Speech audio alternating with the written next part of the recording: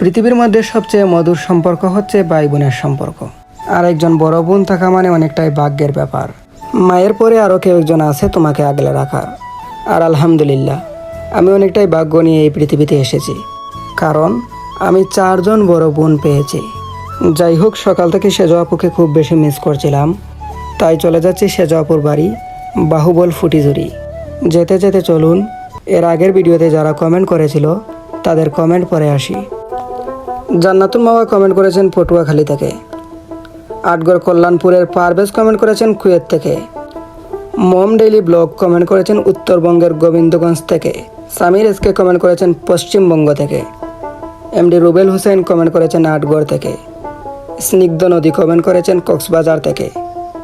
মোহাম্মদ সাব্বির আহমেদ নয়ন comment করেছেন Kuwait থেকে। Azizur Rahman comment করেছেন সৌদি আরব থেকে। ডিএস সাইফুর রহমান